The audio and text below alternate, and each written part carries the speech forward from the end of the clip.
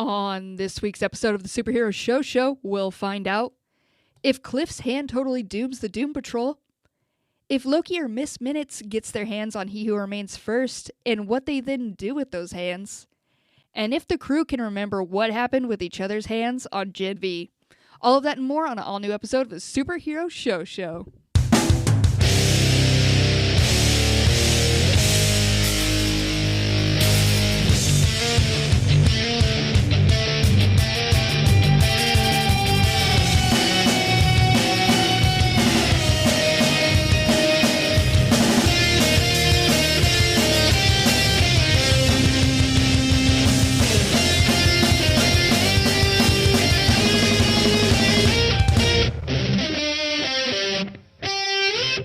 What's up, nerds? Welcome to the Superhero Show, the only show on the internet that reviews every single live-action television show based on a comic book, as well as some of the animated ones.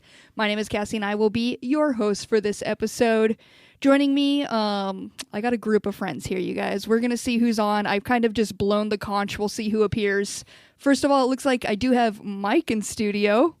Hark, it is I, Mike. I'm sorry. I come to the call of the conch. I'm sorry, you started with hark. What? What? When you use an old-timey way of getting my attention, I'm going to talk in an old-timey way. I'm going to bring that energy, Cassie. Did they start off greeting people with hark? Was that like hello? Yeah, I didn't make that up.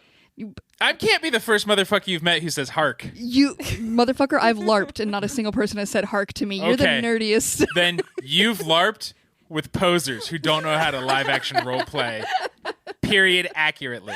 Well, I don't know about that. Actually, you're probably You're going to right. hear harks. You're going to get huzzahs. What else starts with H? I've heard some good huzzahs. Huzzah. And that's the only terms I can think of right now. That's all I got for you.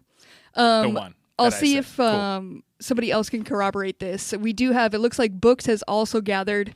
Books is the person who reads. Can you confirm hark is a thing?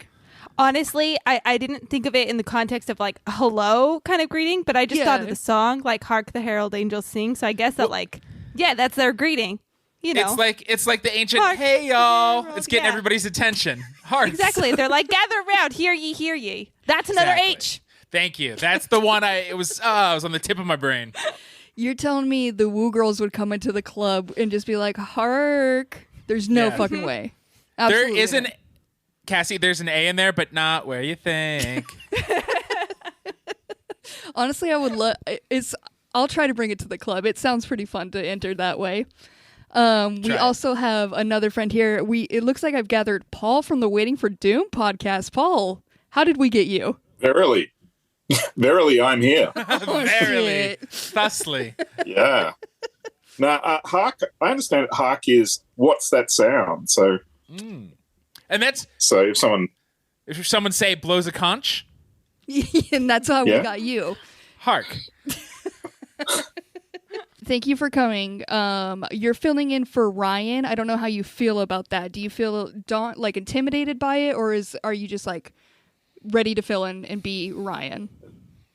no, honestly, Ryan and I are exactly the same.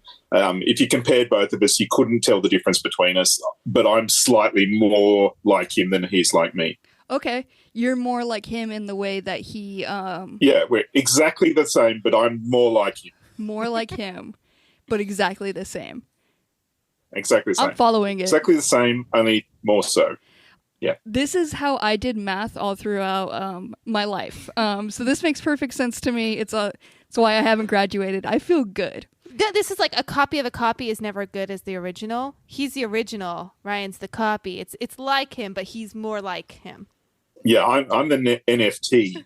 He's just a JPEG. Ooh, that is a modern ass burn. Get wrecked. He's gonna cry about that later. But it's gonna be all right. It's good for him every once in a while.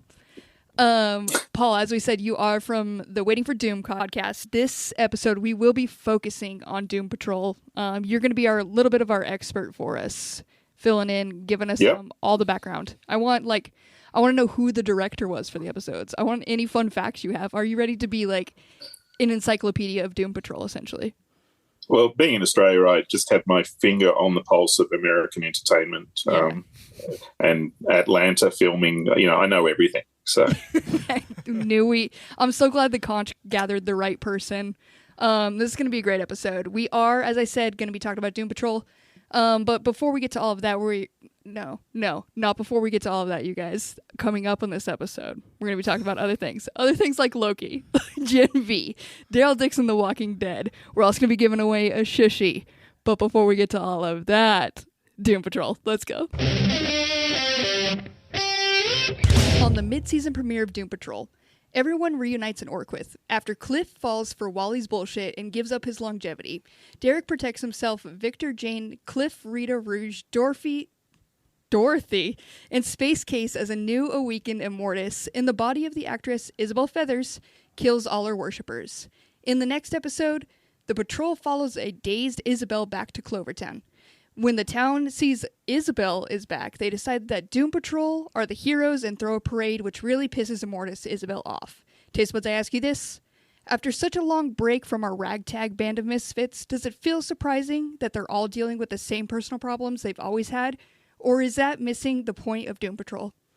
I think shows, when they take a mid-season break, they usually end on a cliffhanger and, I can't wait for it to come back. But not always, not in this case. And, as I'm like a Doom Patrol expert, a Doom Patrol scholar. Yes. A Doom Patrologist, if you will. There we go. I didn't know what the fuck was going on for most of these. Perfect. I'm glad I wasn't alone in that, because I was just like, they kind of threw me into it, and I was like, sure. You just come with an open heart and an open mind to Doom Patrol, I feel. That's really good to know. Stay for the vibes. Sorry, McKenna, go. No, I have never watched an episode of Doom Patrol. Oh, damn. This episode. These what two episodes. A good time to throw you into it. Honestly, it was even more extreme than Hit the Ground Running, kind of, but it was brilliant. And I was like, I need to go back and just dive in, because this is the best, most wild journey I've ever been invited on. So, did anybody watch the extended previously on? Yes. Okay. Oh, though that was helpful. Mac, it probably wouldn't have helped you, but it was pretty helpful to be like, oh yeah, there's scissor people. Wally was the guy in a robe who's talking. He was in an insane asylum. Okay, I'm trying to remember where everybody's at right now. When the extended preview didn't give me any, it just made me more confused. I was like, oh, yeah. I'm really fucked here. Yeah. It's halfway through season 4 of one of the weirdest shows ever to exist. Yeah. I found some footing, though. I think I got some context.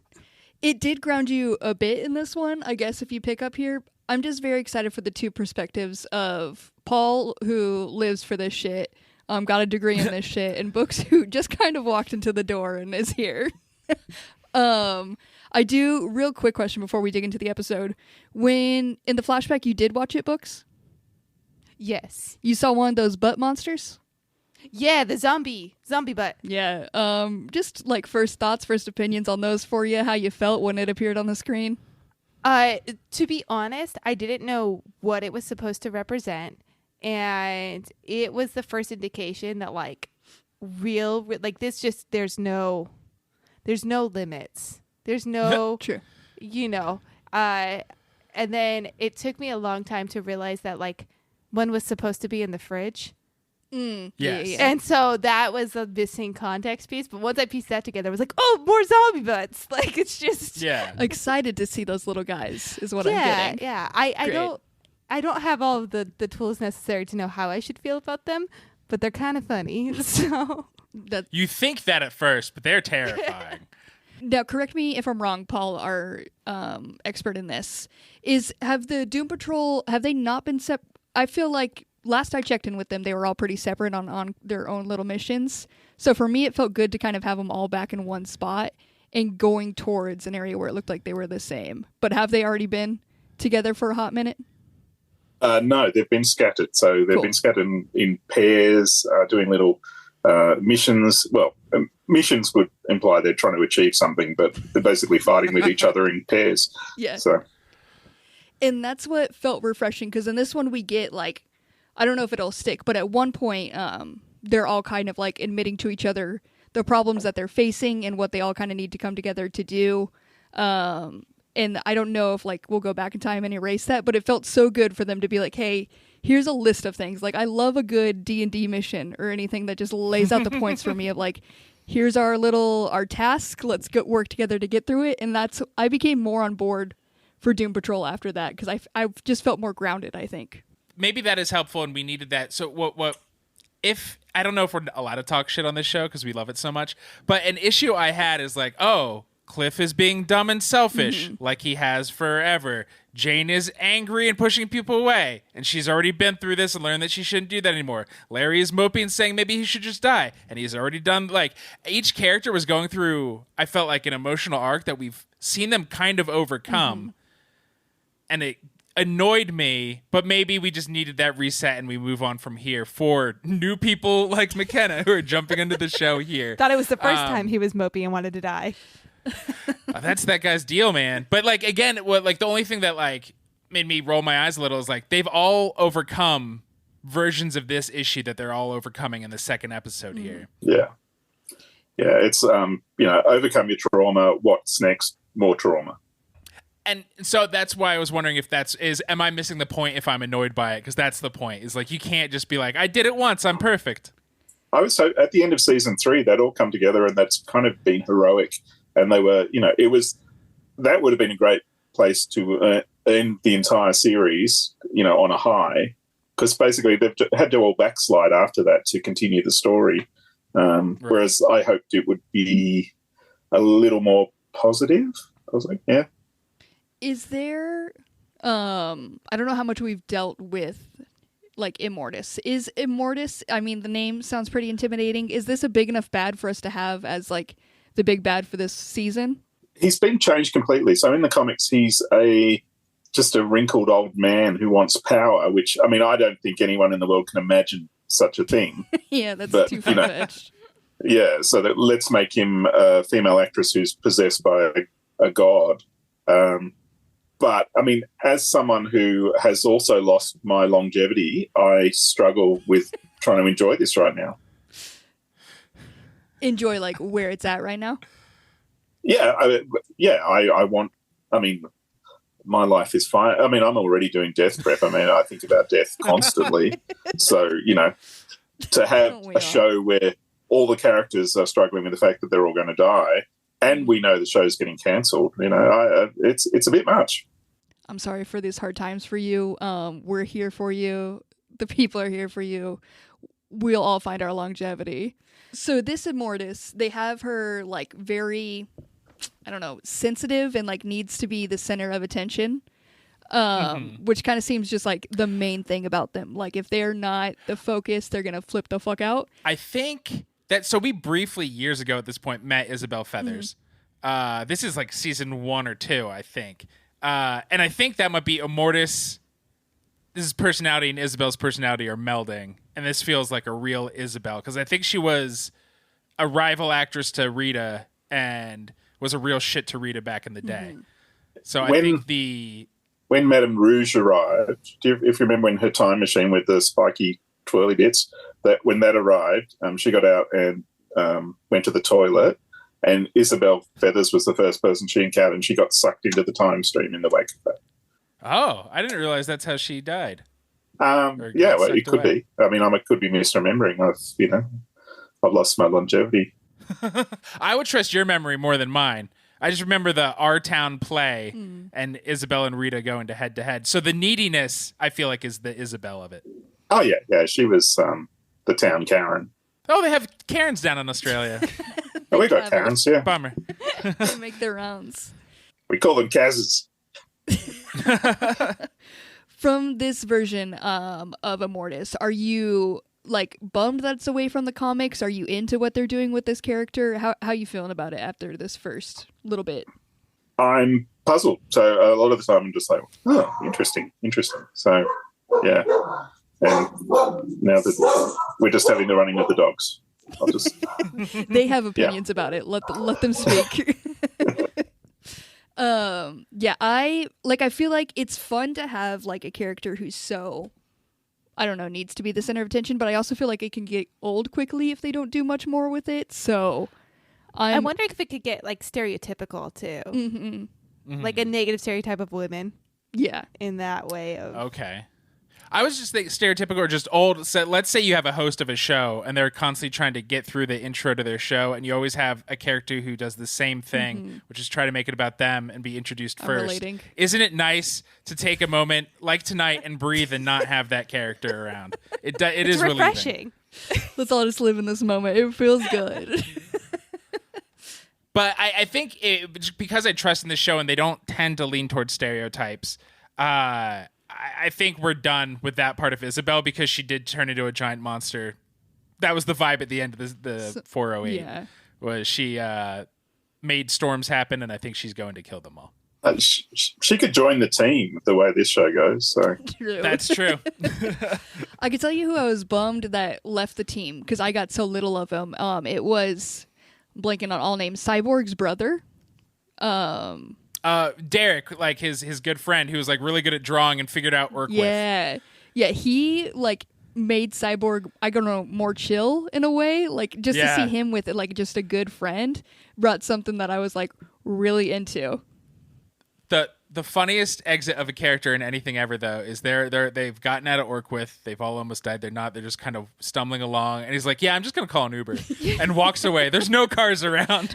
He's just out. Also, we were just in a place where like scissors were floating and trying to cut off their heads. And I wasn't fully convinced we were just like back on Earth. Like I was like, wait, can you call an Uber wherever you're at? Is that a thing? Like for him to just instantly know he could call an Uber.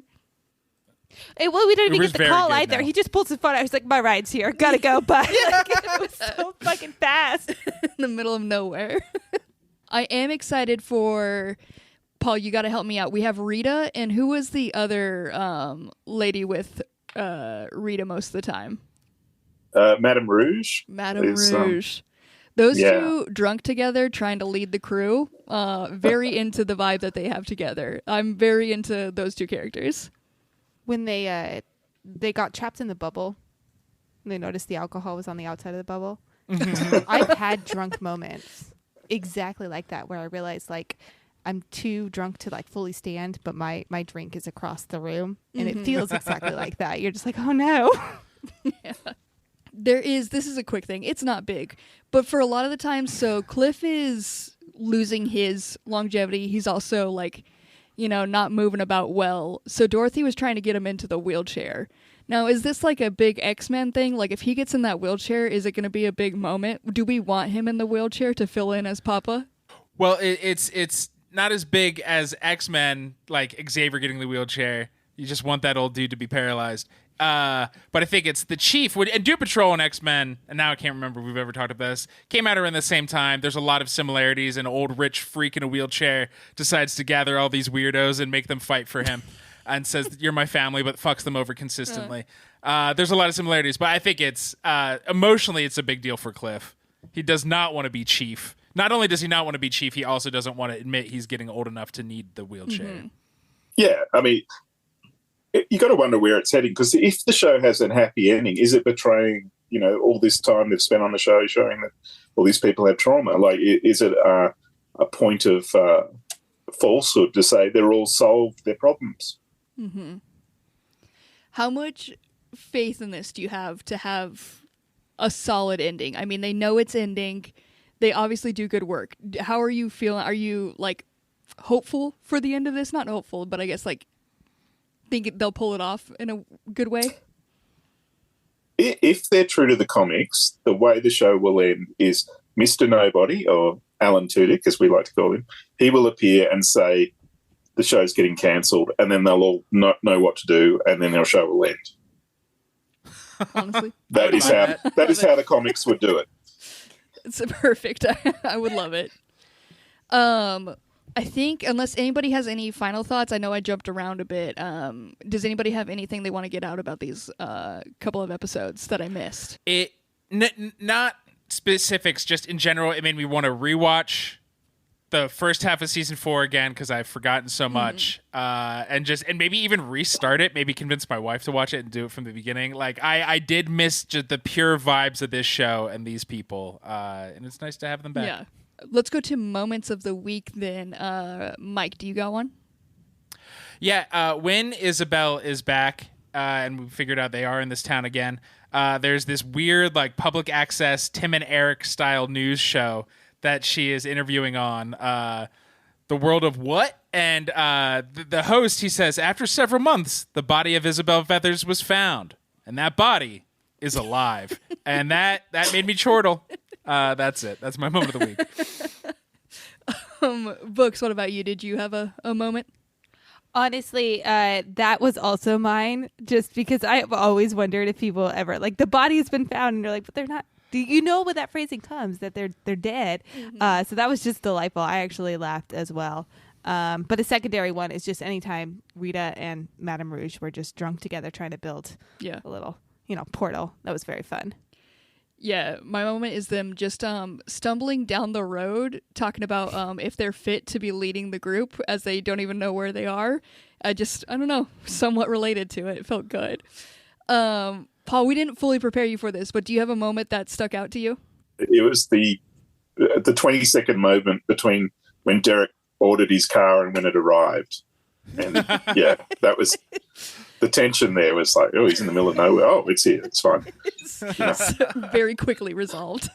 He had somewhere to be. That is it for Doom Patrol. It is on Max. I don't know what day of the week. You'll find it. It's out there. Fridays, Thursdays. Yeah, one of the days. I don't know what to try to correct you. I don't know. I'm sorry. I like the it's a different day where I am, so.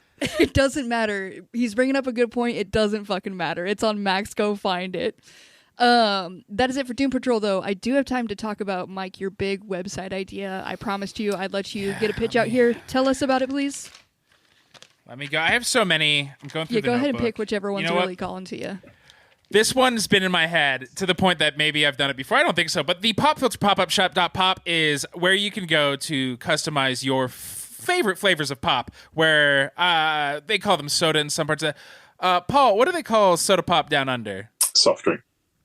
Soft drink. All right, so the pop filter soft drink is what you will do in the AU, but the pop filter pop-up shop.pop is you go and you're like, I want a Coke with a cherry and a little bit of sarsaparilla and a little bit of chocolate, and then we'll deliver that to you in 48 hours or more. So we can put stuff that's not even normally in drinks, like Yeah, you can we have every flavor, and we'll get it. Think about the Jelly Bellies in soda form. Okay. But what if you were in control of what the flavors went? Dangerous. Don't like it. Now we're putting a promise on this, and within 48 hours we'll get it to whoever and whatever they 48 hours or more. Okay, cool. Is what I did say. Perfect. Then I'm on board. I was just worried about that one little part. All of this, the rest of it, flawless. Love it. I think the only area you need help in is building this website. So I'm going to send you over to my friend cybersprout.net, Mike. They offer premium hosting that's specifically built for WordPress. Oh, good. Yeah, they handle... You want to know what all they handle? Are you ready for this? They handle security. I would love to. I'm going to write it down. Security. Start right up at the top. Security. Maintenance. Backups.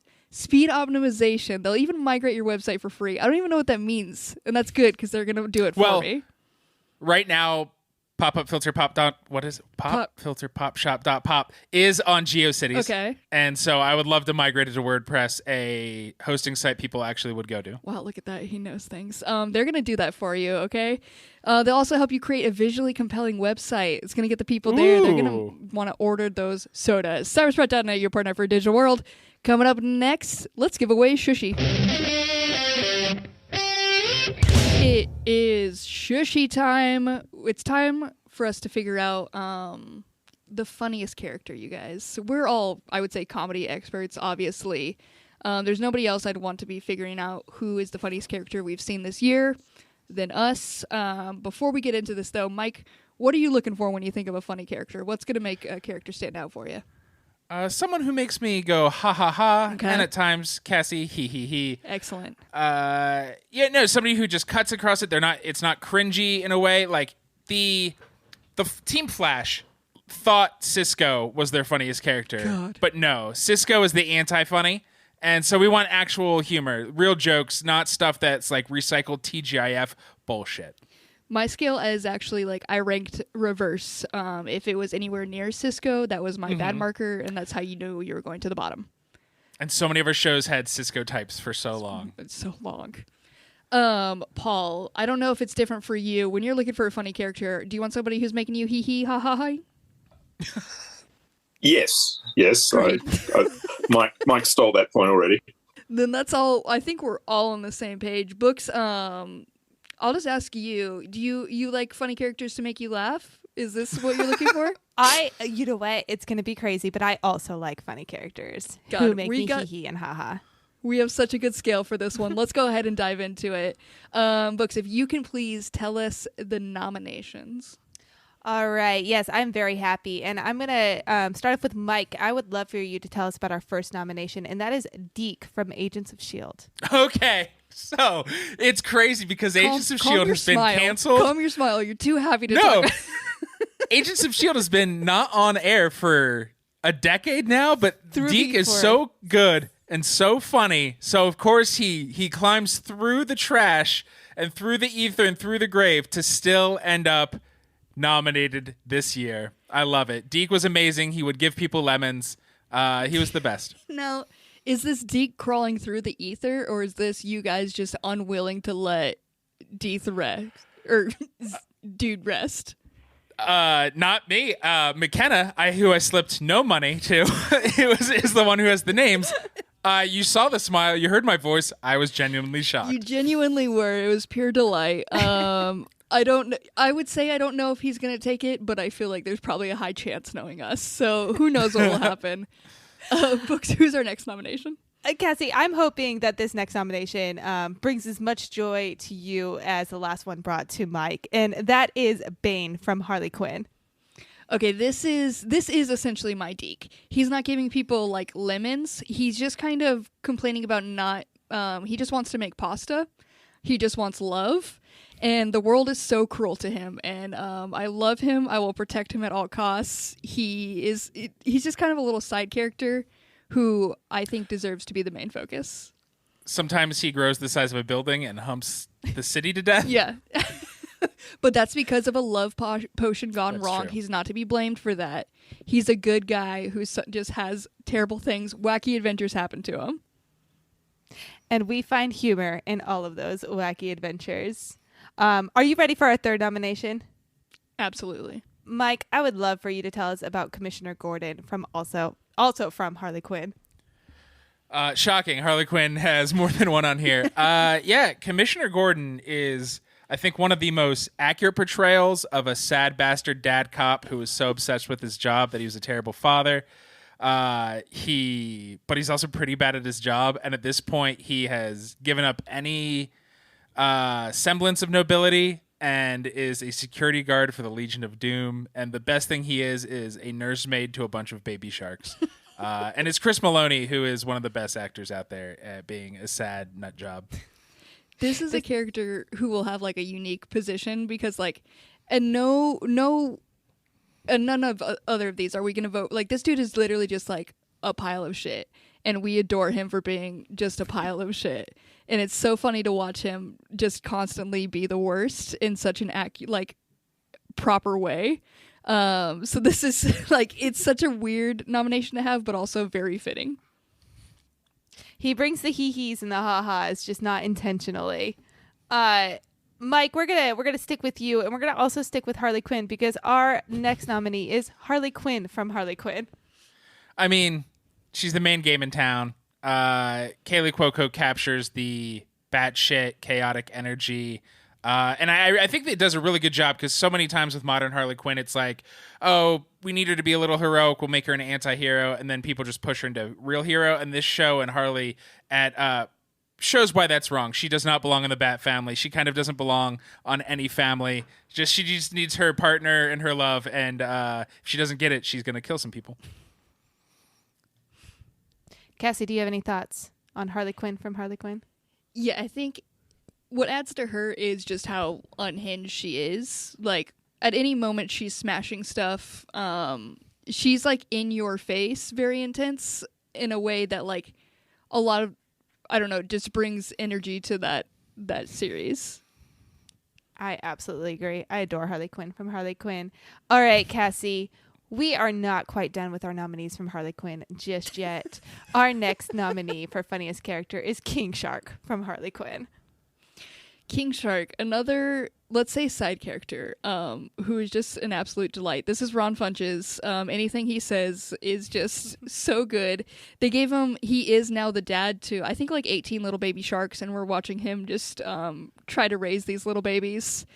Alone, because his wife left him. Alone, sometimes with Commissioner Gordon. And he's just like, now we just kind of, like Bane, check in with him, and every time he's got like just a really good like zinger of a line delivered perfectly, and he's such a fun character to have.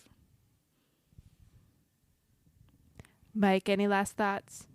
Nah, she covered it. All right, perfect. Cassie, we are going to talk about our final nominee for funniest character, and that is Mobius from Loki. Mobius, wow.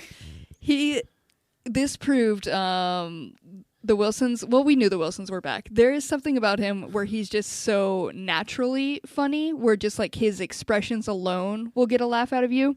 Last week, I think it was last week, me and Books just couldn't get over of him just writing skin ? And dust.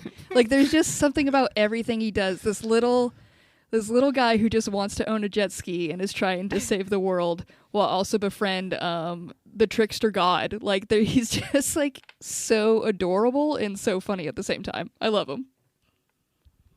He is delightful. That writing skin and dust, I think that will be one moment from TV that stays with me for all of time. And it sounds so dumb to keep saying, but it genuinely, if you watch it, delightful. Yeah, it's so background, and you guys captured that. Like, it feels like for a second that Owen Wilson might have just done that. Yeah. Until later, the show focuses on it. But for half that episode, you're like, this was beautiful. This is art. I understand art. All right, those are our nominees for funniest character of the year as far as our 2023 Stressies go, and the winner is Bane from Harley Quinn. God. Well, my condolences to Mike, but it's just nice that Deke got mentioned, you know. It wasn't his year, and that makes sense because it hasn't been his year in 8 years. If he had to give it up to somebody, does it feel good that it's going to Bane? Yeah, of course. Paul, what do you think about Bane taking it down? My man Daryl Dixon didn't even get a look in, so that's unbelievable. But, yeah, I guess Bane is funny. It's low-hanging comedy fruit, but it works. I love him. He's hilarious. He's definitely low-hanging fruit, but also sometimes it's going to be the biggest laughs. Sometimes we need the dumb hee-hees and ha-has, and those are delightful. Fun fact of low-hanging fruit, James Adomian, who plays Bane, his first comedy album that came out like 10-ish years ago, the name of that album is Low-Hanging Fruit. Full circle. Oh. I knew I was setting you up for some trivia. I'm glad I fulfilled my part. My eyes just rolled in the back of my head as my brain accessed information I forgot. If he wasn't able to get that out on that mic any a second longer, he would have exploded. People need to know what it's like to have a brain this broken. Ask me my first kiss. Couldn't tell you, but I could tell you about voice actor James Adomian's first comedy album. You're perfect, Mike. Bane, come down to the studio, pick up your award whenever you want. That is obviously it for the shushies. Let's go ahead and move on to the pull list.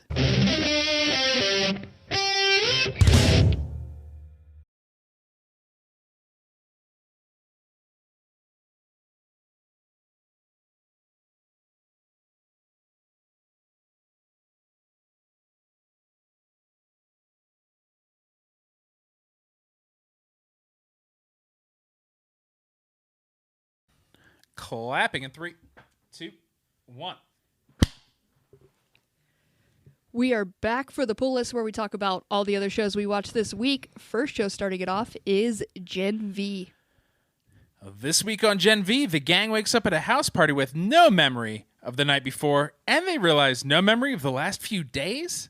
And Sam runs into Emma and Marie, but they don't remember him, and Kate says, Rubus? That has to be a typo. There's no way somebody's name is Rubus. Rufus! Kate says Rufus is behind their amnesia. They eventually realize Kate has been the one wiping their minds. What? Meanwhile, Sam sees the world in puppet form and shreds those puppets, which are actually, of course, people. Taste Buds, I ask you this. What other 30 Rock bit do you hope Gen V lifts someday? Kenneth, of course, on 30 Rock, saw the world, everybody was puppets. The first thing I thought of when Sam, he saw everybody's puppets, I was like, this is 30 Rock. So I just guess I hope John Hamm shows up and does some funny things. They might be able to pull it off. No, not on Gen V. I don't think Ham's going to Gen V. Okay, so Cassie hates Gen V. Mac, you've up? seen it now, right? Yeah. And Ryan hates it. They acted like I said I loved the show and it's the best thing we've ever watched. I just didn't hate it. What are your feelings in general? Okay, so I haven't seen the first 2 episodes fully. But Okay. the last 2 or 3 I've seen pretty well. I am kind of torn. I'm intrigued. I will say I'm hooked in more and I like it better than The Boys so far. That's huge. bananas to me. As somebody who likes both of these shows. But I hated The Boys. So Yeah. that's where I'm at. I think it's got a little bit of the weird. I think it just can't figure out what it wants to be. Does it want to be weird? Does it want to be serious and violent? Does it want to? I don't know. Yes. It's just going in too many different directions, and part of me is intrigued by that, but I'm also just not thrilled by it because it feels like it's jumping around. Yeah, for me, when it's the closer to it is to The Boys, is the more it's failing. And again, I love The Boys, but it just doesn't feel organic to the show they've created and the tone they've created. College kids are very serious, so the show leans itself to melodrama, and it does we want more big CW old WB style shenanigans, and not the puppets thing. It just felt like, all right, guys, I get it. You think this is funny? Yeah. Yeah, I don't think it's like they can't settle in either. I don't mind it though. I do think I don't want to shit on the idea of people having trauma, but I feel like there and that's the negative That's territory. not your issue. You're allowed to. You can criticize a show portraying trauma, Yes. and you're not criticizing people who have trauma. I'm criticizing the show and the way they're portraying trauma, but they're almost trying to make that everybody's identity. Yes, And that's not great writing. So and I think everybody's slowly growing a little more beyond that stuff. But they are hampered when they're like, and now I have to talk about this thing. Yeah, that's how. I'm gonna keep watching it, even though I don't love it. What aspect is it doing the best? If it's not doing the comedy and the characters suck and their trauma sucks. No. What? I don't think the characters suck. the characters Dicks. don't suck. Dicks. It's got lots of dicks. Paul, have you been watching Gen V? Yeah, I have. Yeah. 2 words. What more are your dicks. feelings? That's what it needs. More dicks. He wants more dicks. No, I actually find the characters becoming more likable. I'm becoming a bit of a fan of Emma or Cricket. Yes. Yeah, I like what they're doing with her. I think she's a great character who isn't being written very well a lot of the time. So I think the actress is soaring above the material they're giving her. She is the Emma VP. yeah, and I'm not sure if we're meant to like some of the other characters because it seems to be making them protagonists, but they're accidentally almost killing people in other eps and doing horrible things. So yeah, I don't know. And the whole mind wipe reset, I just feel like it should have come an episode or 2 earlier in the season. Yeah, build it up as a mystery for a couple episodes. Yeah, for sure. Because suddenly it was just there, and it was like, okay, it's this red herring. No, it's not the red herring. It's the only other person we've met who could do that. Yeah, making Kate the person behind it was something they could have played with a little bit longer. So perhaps. But yeah, I don't know if anyone knows what it's meant to be doing, but it is watchable. I'll give it full marks, and I can pull my family over and say, "Hey, dicks, have a look." And that's what a goddamn good dad. That's what we're looking for. Let's go to moments of the week. Mike, what's yours? It is Emma. This is when it's just college level issues.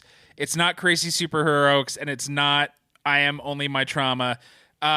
Marie is like, I don't know what me and Jordan are, and Emma. It's the line delivery and the way she says, "Do you like them? Do you want to put your mouth on their mouth or other body parts?" And I was like, right there. I want to watch this girl and everything make it her sitcom, and I'm fully on board.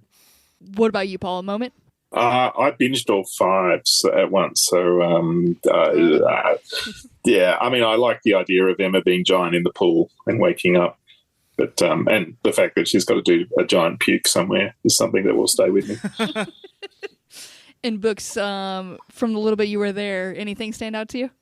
So the Emma Giant in the pool is actually the only reason I started watching the full rest of the episode. So that moment caught my eye and made me stop watching what I was initially watching and just focus on the TV, which was my husband was watching it. So, but you see a giant girl passed out. You know, everyone's been partying, and there's a giant person passed out drunk in a pool like it's a bathtub. You got to stop and watch. Like, it's just, it's a moment there. Yeah. So, there was a moment that almost made me stop watching, and it's where a dude who can turn invisible talks about his fetish being watching girls change in the locker room. Hey, and guys. And guys. And they kind of just brushed on over it like, yeah, this is kind of a normal fetish though. And I was like, See, I don't think the show is saying that. I think they're saying he's a dirtbag, but not everything's going to come with a lecture. Yeah. My main question is the guy who was dangling, the soldier who attacked, is it Charlie? Sam? Someone? Sam. Yeah, that guy, he's dangling from, I thought it was a helicopter, and he got ripped in half. And after the battle, he's still just hanging there. So I'm starting to think they came in by crane. They climbed up a crane and then slid down onto the aqueduct or whatever. Cool. They repelled. I was also curious about what he was supposed to be hanging from then, because did the pilot is just watched it all happen and didn't leave? Is there a dam above? Did they bungee in? I don't know. Not enough people bungeeing in these days. Gen V is Fridays on Amazon Prime. Our next show is The Walking Dead, Daryl Dixon. On the 6th episode of Daryl Dixon, Daryl has made it to the Papa's Nest and is now trying to figure out if he should stay in Paris or head back to America.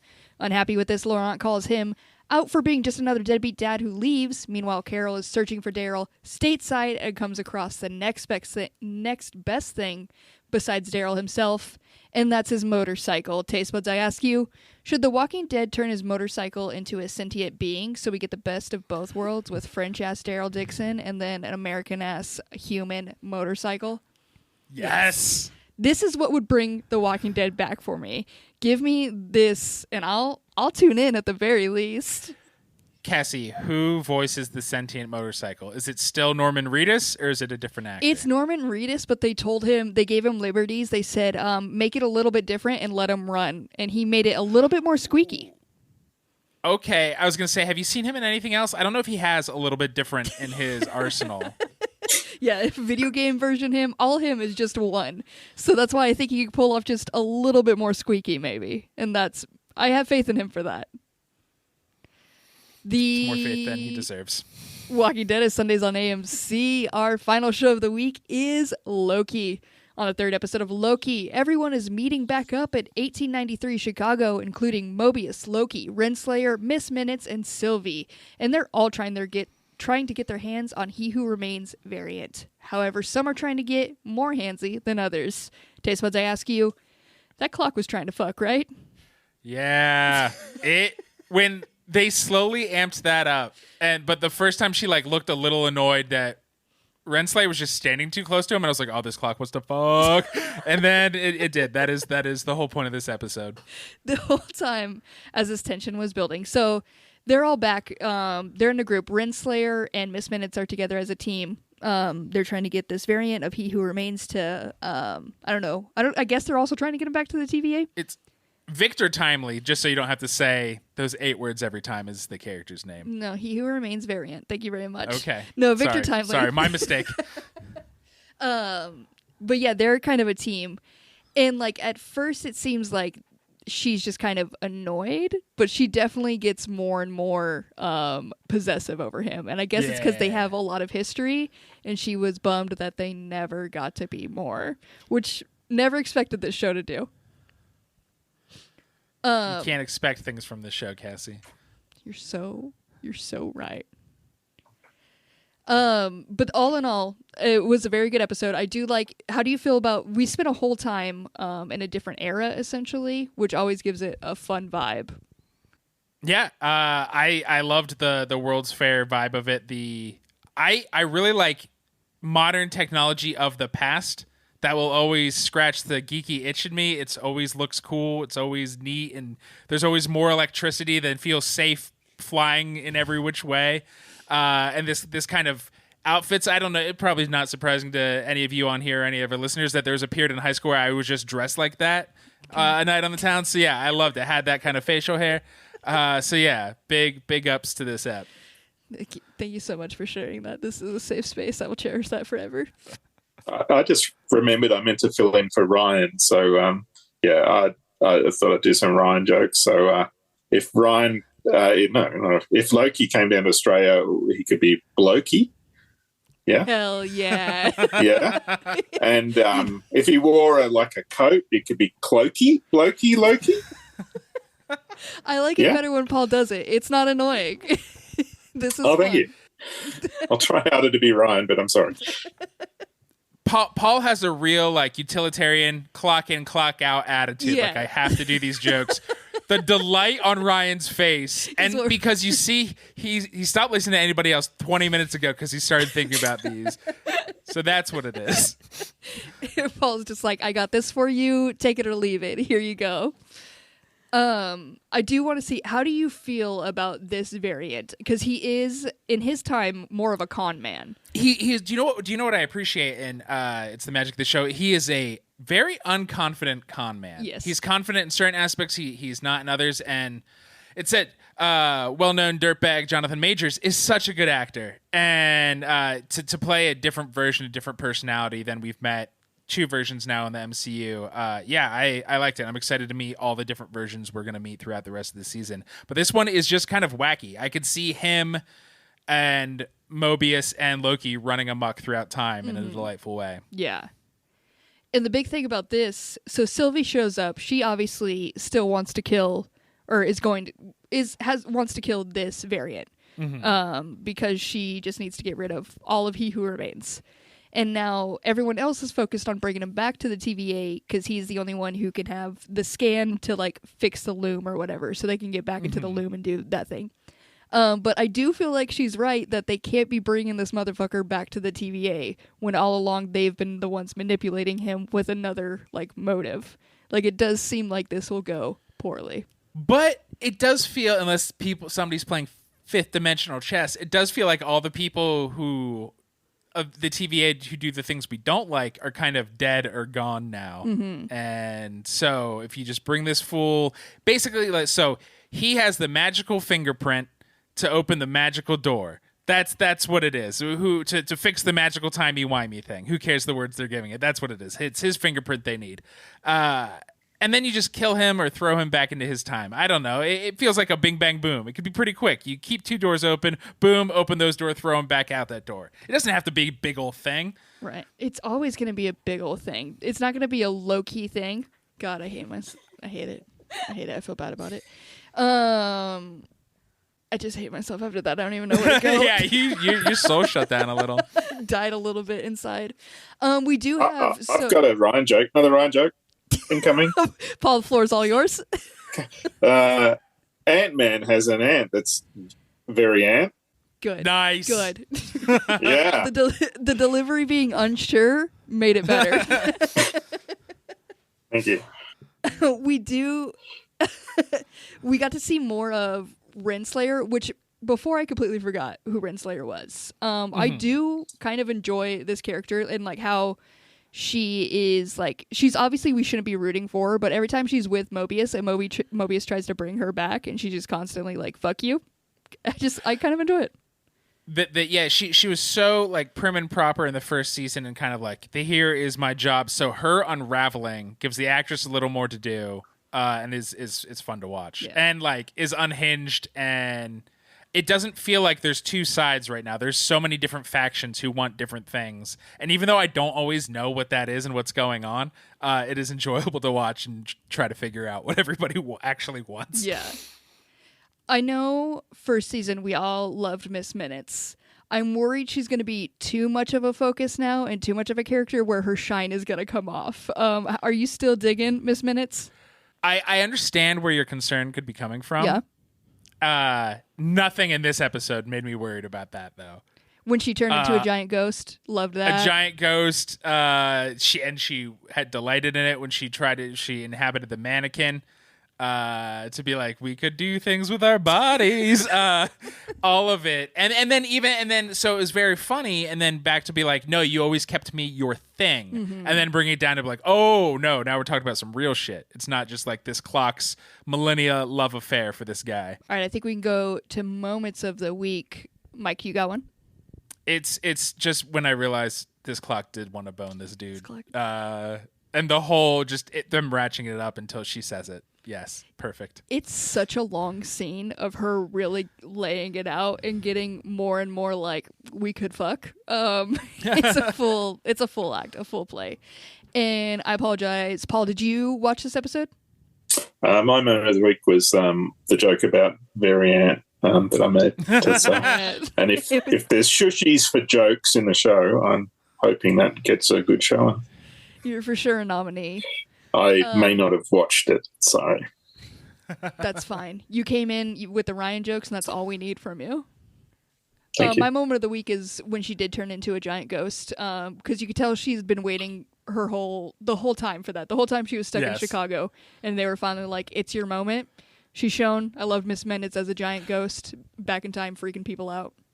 And just the fact that she's like, oh, no, you're right. I should blend in here more. I'll be black and white. Yeah, turn black and white. They can't deal with an in-color living cartoon. The fact that she started as an AI and she was like, you let me think, so I became a sassy bitch. Love that. Love that for her. Loki is Thursdays on Disney+. That is it for the pull list. It's time we talk about Spider-Man.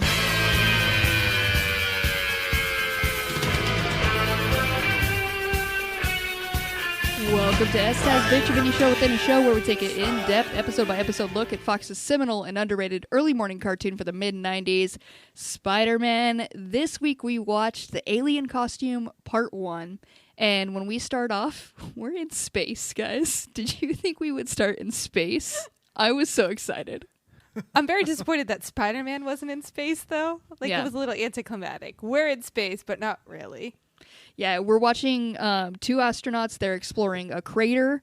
The dude, they're just kind of like sharing fun space jokes back and forth with each other. Yeah. Like, can we get food delivered here? How long do you think it'll take? Just time I'm really glad that they put in the show and was absolutely needed. These astronauts love each other. They are friends. They have a good time in space. But they're here for a mission, and that mission is to, I don't know, this dude just straight up just confidently pulls a rock off of a crater, and it starts oozing black goo. And I'd just like to say maybe you shouldn't always mess with things. Maybe sometimes you let it be. The minute you see a rock oozing black goo, you drop that, you hop back in and say, nope. No, thank you. Asteroids haunted. He doesn't think it's oozing black goo. He thinks the crater's bleeding, right? That's what he says? Yeah, he says bleeding, for sure. And for somebody who thinks that now this thing is a living being that is shedding blood, very calm about the process. Honestly, I took it as he really thought he popped a pimple on the crater. It just seemed like he just pulled a blackhead out on accident and it got really angry. But he did want to take back that pimple for science and possibly to sell it. But it does. This obviously goes bad. It's leaking goo. It starts like an earthquake on it for some reason. Sure. Something happens. They go. We cut back to Earth. We're in the newsroom, and they're watching the feed because the astronauts are going to be coming home, you guys. And these astronauts aren't just anybody. One of these is Jameson's son.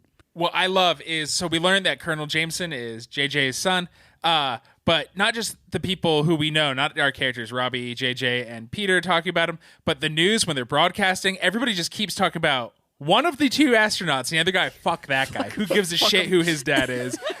No, they don't say his name. It's just Colonel Jameson and some dude he decided to bring with him to space are coming back and then the newscaster starts to think, well, they're exploring this asteroid, and we've just learned that they got Promethean X, which could be more powerful than plutonium. How does this news anchor have all this information already? How did they already name it and put a price tag on this? How do they already know what all it can do? It's been in space. Don't they say, and or it could be a danger to the planet? You know? Yes. We're just bringing it down to He's work, like, guys. or maybe God help us all. Genuinely no concern about that. They're just like, here's this sick ass thing we're bringing back. We are whipping from so many characters because we see that, we see the Daily Bugle people watching, and then we see Kingpin and Smythe watching, and then we just cut to Eddie Brock stuck in traffic for seemingly no reason. If you know nothing about Spider-Man, why he might be in this episode. Yeah. My favorite is them just constantly being like, and Eddie is still here. Yeah. And you don't know Still if a it's going to loser. be for a reason, like in this, or if it's just like, hey, here is Eddie. Here he is. We have him. But yeah, Fisk obviously is interested in Prometheus because it's worth a lot of money, or Promethium, sorry. Eddie is stuck in traffic because he wants to get photos of this. This is a big news opportunity for him, but he can't get there. And as the astronauts, so we cut back to the feed, the astronauts are coming back, but it starts to go wrong. We get in on the astronauts radio channel just in time to hear this dude get taken over by black goo, which chill report. Well, they're in spacesuits and they're freaking out because the black goo is going on their spacesuits, but they're literally in airtight spacesuits. So what's the bloody problem, you know? But no, it's going to be such a pain to get that out of their suit. It's pure white. It's Think like about in the dry Mario cleaning. Kart when you get inked too. It's just, You got to look around Yeah. the ink, and then you can steer fine, astronauts. but it's such a bummer. But they do crash. Everybody is kind of like, let's meet up at the same point. Eddie's like, I'm going to get photos of this. Spider-Man's like, I got to go help these guys, obviously. Jameson is like, that's my son. Let me take the helicopter. I will also save him. So we're meeting up on the Washington Bridge, I believe. Of course. Some fucking bridge. If I can interject, right before they crash, Cassie, we still hear their feed. The unnamed astronaut, not Jameson's son, his we need help it's the most happy I've ever heard somebody. He's like, Mayday, Mayday, we're in trouble. Like, he is so jazzed to be able to Mayday for the first time in his career. He doesn't get a name. He has to find joy in something. Yes, he's owning it. It's also the voice actor that they pulled off the street, who just got an opportunity to say 2 lines and was like, hell yeah. Make a meal out of it. I think I got to correct myself. I think I said Fisk shows up to the bridge. He does not. Obviously, he doesn't do the dirty work. No. He sends a rhino dude. Do we know who the fuck this is? No. And this is why I love this Buck Wild show. They have not introduced Rhino. His name's Rhino. Fisk just obviously has a different animal. Which one's the rhino? He's kind of small. He's green. Fisk just has a different animal-themed assassin on speed dial whenever he needs him. He's like, I'm going to need my strong guy. Boop. Get the guy from Jersey. This guy, he's straight up is just a dude in a rhino suit. There's no explanation. No A explanation. very defined rhino suit. The crevices in this rhino suit. We in X-Men. He has cum gutters in his rhino suit. In X-Men, we would spend some time talking about how the animators sometimes really like to appreciate Rogue's butt. The animators appreciated everything about this Rhino Man. Sculpted ass, 12 abs, like shredded beyond belief. And again, no explanation as to why it's a man in a rhino suit, but it's fine. Here we are. I'd like to think that the creators of the show, they're like, look, we've done 5 episodes about weird guy becomes weird animal guy. Do we need to do another one? No, he's just already there. Put the pieces together, kids. So yeah, they're all here. Spider-Man goes in. He's to the spaceship after it crashes. He sees the door ripped off. He's like, weird, but I gotta go get these guys. While he's in there, he does run into Rhino Guy. That's how we meet, or they now run into each other. They start fighting a bit, I guess. Blurry here, but whatever. At this time, Eddie's like, hey, I'm gonna get photos of this. I have photos of Spider-Man stealing stuff off of the spaceship. And he then approaches Jameson and he's like, hey, if you hire me back, I'll give you these photos. He's like, absolutely, fuck Spider-Man, take this dude down. And everyone instantly starts hating Spider-Man like they do. This becomes so quick.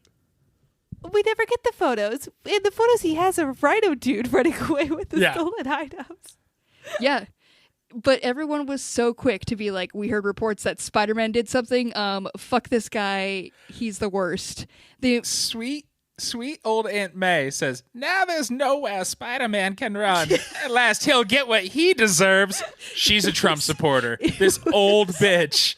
Such a jump from sweet Aunt May. Like, she came in bitter as fuck. She was like, absolutely fuck Spider-Man. He'll get what he deserves. No good person has ever said Every that. episode we have a doubt with Spider-Man, and it always proves that they were wrong, but society is still just like, nope, no. This time he Don't trust definitely him. is bad. In the mix of all of this, Spider-Man did get some of the little goo on himself. We don't need to worry about that yet, but there is goo on this boy. He thinks it's river sludge. River Because he sludge. falls in the river and he swims down. He's like, oh, ew, gross. It's all over me. I've got icky on me now. But he doesn't have to worry about it because Spider-Man's no longer in the good sight. So, like, he doesn't have to wash his suit for a little while, is his reasoning. Yeah. Yeah. Dude, if you fall in sewer water, just wash that stuff. It doesn't matter Honestly, the next time you might wear the costume. Get in the shower with your costume on. Yes. Like, just. The way With like a Brillo pad. every Steel wool. every time he hangs up his Spider-Man suit and just throws it in the hamper, I'm like, God damn it. Why don't you still do have to wash that. You still have to take care of this. Yeah. But yeah, we have the town turns on him mainly because obviously they're quick to hate Spider-Man, but also Jameson is like, hey, I will offer $1 million to anybody who brings me Spider-Man. Insane. No idea Yes. why. This, again, just accept it. It's happening. Well, Spider-Man's, he was responsible for Pearl Harbor too. So True. Yep. I do forget that. Thank you. Yeah, and this is when Spider-Man is like, you know what? I'm gonna hang it up for a bit. I gotta lay low. And then Peter goes to sleep. He starts to have a dream about some black goo chasing him. And then his suit comes and fights him. The goo in the suit getting a little fightsy. And then Okay, I feel like you're not doing this justice because they are Godzilla and King Kong sized, but the suit is still floppy like Yeah. a suit. Like it's not. There's not a body. It looks like a deflated Macy's Day Parade. Just looming over the city. but also weird angles on like it still made sure that it had elbow points, but they weren't where elbows should be and not even. Like still pretty horror-ish. Yeah. But yeah, they have a full fight.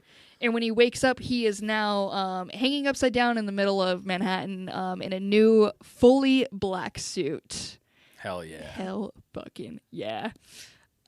He's like, what's going on? This is crazy. But there is a ransom out for him. So obviously the cops see him. They start chasing him. And does he just start like instantly fucking shit up at this point? I think pretty quickly he just starts taking people down. Yeah, he runs from the cops, then construction workers start like throwing stuff at him, and that's who he starts fighting. And in his outer monologue, he's like, "What am I doing? Defending myself, I guess." Like he's like the Peter Parker's like, "I don't know what's going on," but he instantly is like, "Nope, this is the right idea." He said, "This works." So yeah, we just see him kind of like messing things up. We cut to the next morning, and No, not yet. Is hiding from the cops. His suit turns into a cop uniform, and he sends people another way, and then it turns into his like normal standard polo. And then he's like, "Wait, this can do anything? I'll be in an Italian suit right now." And he says something in a very "It's a Mia Mario" accent. And that's when. So I don't think it's the next morning. Then he runs into Felicia and Flash. Yeah. yeah, and And he's that's such a great moment because Felicia is like he bullies back Flash essentially. He calls him a Yeah. name. He calls him a bonehead. And Felicia's like, "I don't like this Devastating. side of you. You're dangerous." And she's pulling the real bully away from the scene. Yeah. The guy who she was mad at because he's like, "You hitting on my girl, Parker," just because he was like, "Hey, Felicia." And Felicia's like, "I'm no one's girl. What the fuck are you talking about?" And then she's mad when Peter and him get into. It's not It's even, all Felicia's she's, fault is she's what we're saying, mad right, guys? at him, but then she's like, "You're scary this way," but as she throws away the actual bully. After that check-in, we then go to Fisk, and I always forget the little scientist dude's name. Smythe. God, it's a terrible name. And Smythe is like, "Hey, I could show you what all this rock can do, but I need another thing." And Fisk is like, "Absolutely, I can do anything. I got a Rhino boy to call up, and he'll get it for me." So he calls him up, and then we cut to dinner time with Peter and Aunt May. And Aunt May is like, "Hey, I think you should stop taking photos of Spider-Man. This isn't going great. He seems it's a dangerous situation. So he gets angry, storms up to his room. Perfectly at the time, the tracker's going off, and he knows Rhino Boy is out and about. So he's got to go after Rhino Boy now. And they meet up at, like, I don't know where he was trying to steal this. It's like a lab, right? Where they have, like, the other rocks. It's always a lab. It's these giant nuclear pole things that will help do a thing. Again, it doesn't matter. What matters is this fight now between Spider-Man and Rhino Boy. Now that we have Dark Spider-Man who is ready to fuck shit up, and boy does he with Rhino Boy. Yeah, it's I think a great move is he shoves his head into the ground and is twirling him around. Yeah. Mm-hmm. Yeah. And then Rhino's like, dude, just send me to jail. I'm not going to snitch. Just send me to jail. And as he grabs like a metal door and he said, who said anything about jail? Yeah. He is ready to murder this man, which is a big jump for Spider-Man. Spider-Man has always been a bitch, but he hasn't been down with murder. So this is a big moment. And right as he like has the door above him, he kind of like real Peter comes back. He's like, oh my God, what am I doing? What is this? And we get like a flash of something, just a little flash of a little face. And then the episode ends. It's just like to be continued. So we'll try to figure out what that is. Are you guys excited if I tell you that this is part 1 of 5 in this children's cartoon? 5? I thought they set for both 5? up for 2. I am still stuck on the title of this episode. Yeah, the alien costume. Alien costume. They really put in all the thought right at the beginning. But every other episode, they name the person like Craven or whatever. Yeah, we don't get that here. it's because it's got space alien costume. It's like when you go to Spirit Halloween and they don't have full title rights for the costumes. I think one of the best is like sad day of the week girl. Yeah. Instead of Wednesday. That's really the vibe we're getting here. But honestly, I didn't know it was 5 at the point of this to be continued. I was hyped. I'm here for it. Obviously, this is going to be great. That is the end of this episode, though, so let's go ahead and go on to our Webbies. I'm going to start with most 90s thing, and Mike, what do you have for that? This one is jumping forward a little, but it's the Goo giving the Peters a night, and it's the black costume versus his costume fighting. Venom ruled the 90s, and this is just feels it's a little horrifying, which we haven't seen in this cartoon. It's just the onslaught of Venom coming is so 90s. Or Onslaught? No, Onslaught's not coming. I'm sorry I used that word. Onslaught will never be here. Buzzing Apocalypse, yeah. Yeah, Apocalypse. I love that guy. Paul, do you got anything for most 90s thing? Yeah, I mean, as probably the oldest person here in the 90s, it was a real time of change. You know, change was in the, winds of change were blowing through the nation, the world. And one thing that really stood out for me was rotary phones had given way to push button phones. They were still, phones with handsets, but buttons. Big change. Huge. Books, what do you got for most 90s thing? I have it when Peter realizes that he can change appearance into anyone thanks to his nice new magic suit. And he says, can I be that guy from Aerosmith? Again, beautiful moment. Doesn't name the guy. Will name the band, but still that guy from Aerosmith. And it felt, that's also what I have, because Aerosmith seemed like such a specific pull where everyone was like, even kids will know that guy from Aerosmith. They're definitely going to get this reference and understand why he wants to look like that guy from Aerosmith. But you know the rules. If you match me, you win. So Books, I'm going to give you 3 points because same wavelength. I'm so proud of us. Our next one is Best Web Zinger. Paul, what do you got for that? Spider-Man, under the influence of the suit, he's gone from puns to innuendo. So mine was when he told Flash, I've developed a lot more than a backbone, which I took to mean he's developed a front bone, perhaps. I thought that was pretty out there. I like this interpretation. I like the more you add. Books, what do you have for Best Web Singer? It was normally Spider-Man gives me a lot of ick with his dialogue. And it's when he finds out he's got $1 million prize over his head and he says, I'm finally worth something. Absolutely. Yeah.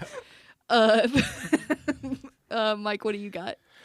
Mine was from J. Jonah Jameson, actually. And it wasn't like a clever one-liner, but they're like, congratulations, Jonah, when his son is getting the goo rock. And he says, what are you congratulating me for? I'm just his father, which is so not the boomer attitude I expected from J. Jonah Jameson. I thought he would take all the credit and be like, yes, the only reason. And then I was just like, so I know it's not the spirit of the award we normally go, but it's the line that stood out to me. And I was like, yes, thank you, Joe. Thank you. The human side to him. That's obviously not going to win. I have terrible news for you guys. I also put when he said $1 million, finally I'm worth something and I can't collect it. So again, me and Book's just on the same wavelength here. I'm so sorry. 3 more points going your way. Our next one is Kung Fu Grip or Best Use of Power. Books, what do you got for that? Oh, it's got to be, Mike already referenced it. It's when he spins Rhino Guy on his horn. So fun. When you see a dude who chose or happens to now have a rhino horn, you got to spin him on that. It's also it's when he said my second favorite like web singer, and he says, look, hornhead, I don't have time to go around in circles all day, as he's just spinning him around on his horn. It's good. He's good. Mike, what do you got? Mine was actually already referenced. It is during the outfit changes and just how about that guy from Aerosmith and becomes that guy. And then I don't know if you guys noticed, we hear the riff from the intro because Joe Perry from Aerosmith wrote the intro theme song to Spider-Man the Animated Series. And so he is not being the singer of Aerosmith. He's being Joe Perry. Again, I'm so glad that your mind is broken in a way where you can know all of this. Okay, but I also know that the show kind of ripped on him. I looked up nothing. And his first album was called The Alien Costume, too. Whoa. That's where it came from. But I love that the writers were like, we're not actually going to name Joe Perry from Aerosmith, though, because that's just too much. Yeah, it's a little much. Paul, what do you have for Kung Fu Grip? Well, yeah, I mean, the spinning horn is the obvious one, but I did want to call out the Promethean X. Like Rhino brings it in a case, and he opens the case, and within 5 seconds, 3 people have handled it. So he picks it up, and then Fist touches it, and then Smythe touches it, and I just thought, yeah, that's what you want to do with a element that no one knows anything about, except it's really possibly could change the world or destroy it. But yeah, let's all touch it. So yeah. Yep. So little protocol for this. Again, it came from space. Nobody knows anything, but it doesn't matter. Yeah, let's all touch it. You can hold it. I found some uranium. You guys want to touch it? Yeah, come on. I want to touch it. Hot potato. Turned out fine for Madame Curie. It's fine, guys. For Kung Fu Grip, close to yours, Mike, but not quite, sorry to report. When he was transforming, his final one was just into a rich white dude. He went through a lot of forms and then realized the most powerful was a rich white dude at the end in a nice suit, and you gotta respect that power. I am going to give that one to Mike, though. Mike, I'm going to give you 2 points for it. Cherish this. Thank you. 8 points, yep. Pity points. Our final award is New York is a character or most New York thing. Paul, what do you got for this? As obviously the U.S. expert and the New York expert. Yeah. Well, it's got to be when he says to the Rhino, "Where did you come from?" And then he goes, "Jersey." Yeah. Yeah. That's the only bit. And again, I feel like he pulled out a Jersey accent just for that one, just to say Jersey. The rest of the time, no accent. It's like, did you have like roommates in college who did like 2 weeks abroad or maybe a semester abroad to Puerto Rico, but they have no accent other than when they say the name of the country? To Barcelona. Yeah. Books, what do you have for New York? Oh, I have it. This is normally in all of the episodes when they need cops or helicopters or anything on scene, they're like there in an instant. But New York doesn't work like that, and they break into the lab and alarms go off, but no one fucking shows up. And I feel like that's a very New York thing. They'll get to it when they get to it. They were busy patrolling, looking for Spider-Man out in the streets. Mike, what do you got? It's when he crawls out of the river covered in the black goo. He goes, "Hudson River pollution, rich, thick, and creamy." Mike, you've done it. That's what I have. It was the follow-up of rich, thick, and creamy, like it's fucking mac and cheese, that really confused me and stood out. So Huge news. 3 points going your way, Mike. That takes our final ones. I'm sorry to report, Paul, me and you, we got none this time. We'll do better next time. It's just a nationalistic thing, isn't it? Yeah, I'm sorry. Yeah. We welcome you onto the podcast and then do you like this. I'm so sorry. I'm actually recording from Inglewood, so. That gives Mike at the end, you ended up with 5 points, but sadly Books just beat you with 3 because she matched me twice. Congrats, Books, you are the winner. And that's it for the show, you guys. I've had a wonderful time. If everyone could go around, rank it 1 to 10 on how delightful of a time you did. I'll start with you, Paul. How delightful was this? Oh, it was a solid 10. 10, yeah. God, it feels so good. Thank you, Paul. While I got you here, I do want to, of course, please let everybody else know where they can find you, another podcast, maybe a couple podcasts you got out there. Waiting for Doom is my Doom Patrol podcast, and that's the other one. I do one called Dial F Flanger, or if you're Ryan, you say it Dial F Flanger. So that's how Ryan said it last time, which is just a chat show about whatever I want. So, yeah, I'm occasionally known as Flanger sometimes. While we're talking about other shows, Books, can you please tell me about another Pop Filter show? Another Pop Filter show that you're definitely going to want to check out is Movie of the Year, and they are currently covering 1973. Nailed it. You crushed it. I'm so proud of you. I was on one episode. It's basically like it's my show now. It is yours officially. Mike, you're the only one that can do this. Can you please tell us about websites? Yeah, because I listened to last week and threw my phone across the room. It's just at this point it's been our websites. It's a 7.25 in delightful scale. Cassie is what this episode was for me. Popfilter.co is where you can go. That is the website now. Go to popfilter.co. That's where all our stuff lives, all of our shows, old articles. If you want to look up articles, if you want to read our reviews of Battleworld from 8 years ago, popfilter.co is where you can go. Throw a /Amazon on there, popfilter.co/Amazon. The holidays are just around the corner. You're going to do shopping. Why not help us a little while you're doing shopping? Those are all the websites for now. And I will say this because this is what the websites were actually right. Contact at popfilter.co, because this is how emails work, is they belong to a website, so it is no longer at yourpopfilter.com. It has not been in over a year. Contact at popfilter.co. If you think I make too big of a deal about getting the websites right, email us, listeners. Great.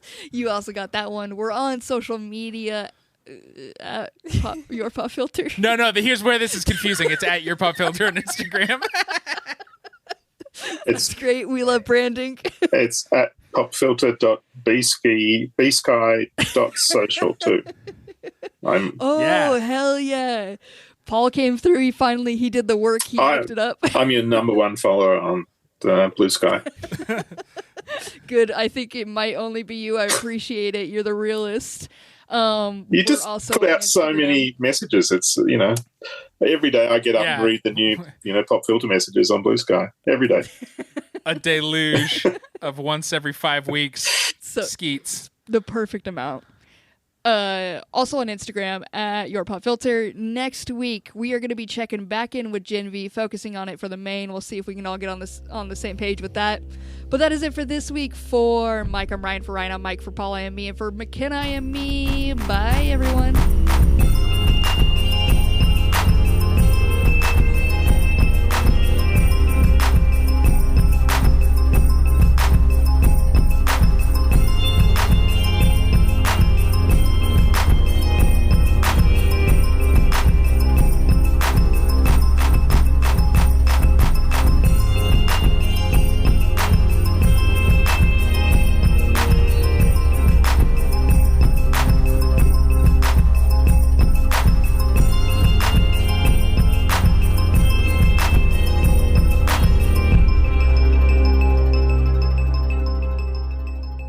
I want to pop outside and ask people to slam more doors while I'm recording.